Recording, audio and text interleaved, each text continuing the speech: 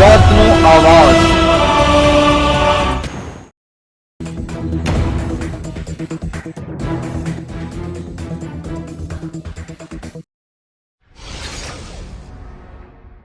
ભરૂચ જિલ્લાના વરેડિયા ખાતે નર્મદા કિસાન સમૃદ્ધિ પરિયોજના અંતર્ગત ખેડૂત સભા યોજાઈ।